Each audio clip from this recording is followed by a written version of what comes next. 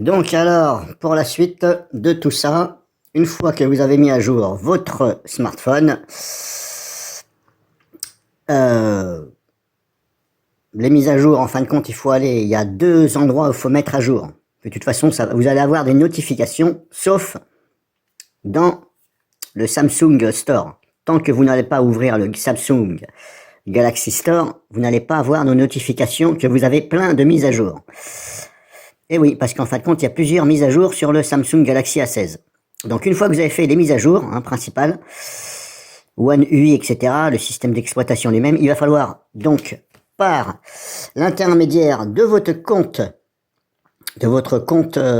Google ou etc., parce que figurez-vous que Samsung, ces petits malins de Samsung se sont amusés maintenant à faire que quand vous achetez le smartphone, si vous ne créez pas de compte Google ou etc., vous n'allez pas pouvoir avancer et le téléphone sera inutilisable puisque vous n'avez pas créé de compte. Donc vous allez être obligé de créer une adresse email.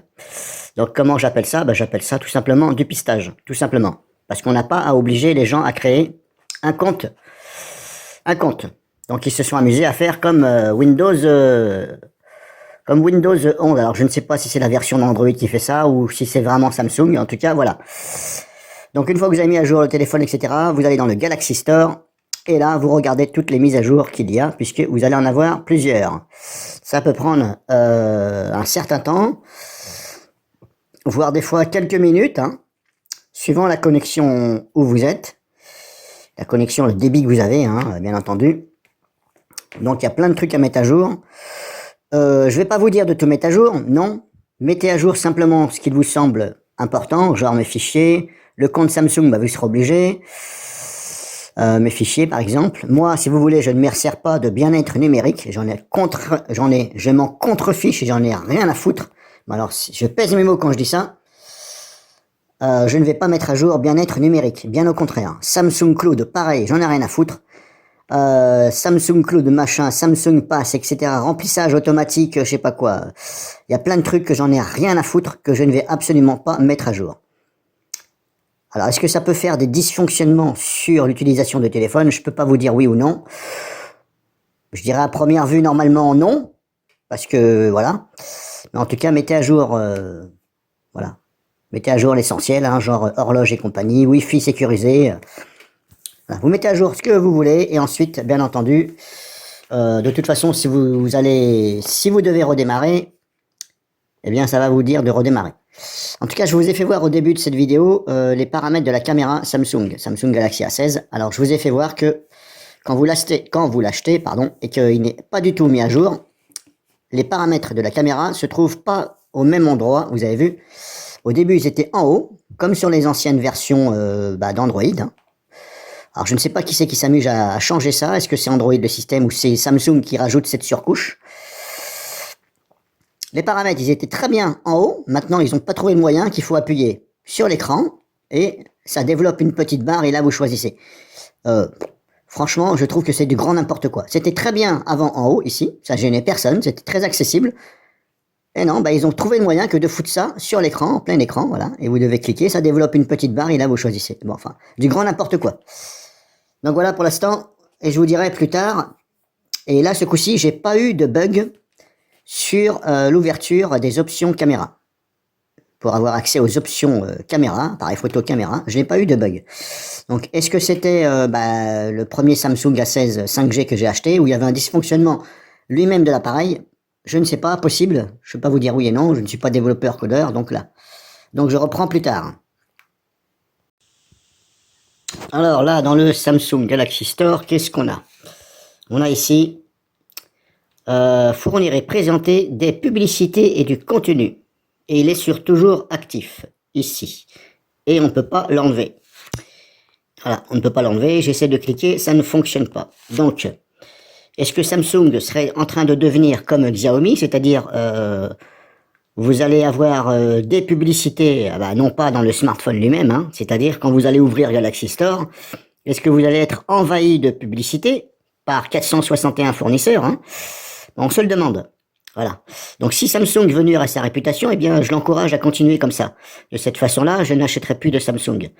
Bon, après, c'est pas méchant, si vous voulez, c'est dans Galaxy Store, mais voilà. Donc sachez qu'il y a des choses, on ne peut pas les enlever. Là, enregistrer et communiquer les choix en matière de confidentialité. Là, pareil, j'essaie de cliquer sur consentement ou machin, il n'y a rien qui fait. Il n'y a rien qui fait, il n'y a rien qui fait. Si je fais afficher les machins, bon, ça on s'en fout. Hop, moi je ne vais pas le faire. Alors c'est dans paramètres du Galaxy Store. Hein. Vous allez dans paramètres du Galaxy Store et vous affinez vos réglages.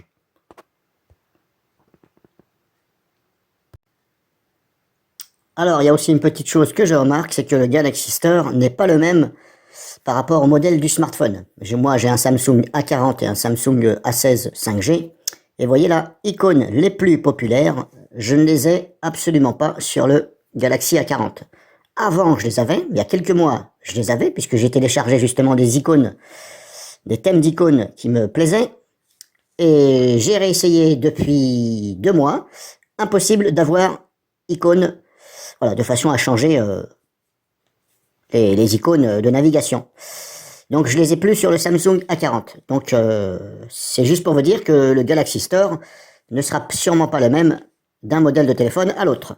Et pourtant, il est bien mis à jour sur les 2 smartphones, c'est bien mis à jour.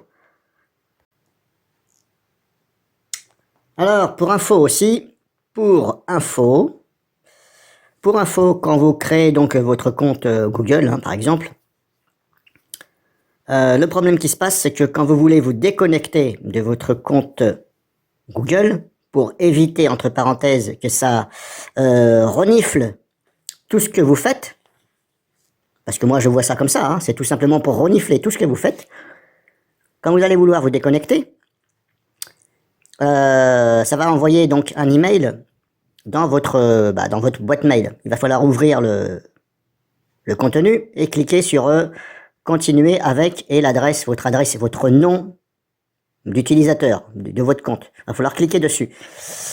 Vous risqueriez d'avoir des échecs. Là, je suis connecté en Wi-Fi chez Free, donc on peut pas dire que voilà, je suis pas connecté, je suis connecté par la box. Et ça m'a fait la même chose avec l'autre smartphone Samsung. Alors je me dis c'est quand même bizarre. Donc ça va vous faire un échec de la vérification pendant un certain temps, voire ça va figer l'écran de votre smartphone quand vous allez vouloir aller en arrière, etc. Ça va rester figé. Il va falloir retenter, le refaire jusqu'à ce que vous arriviez à vous déconnecter de votre compte.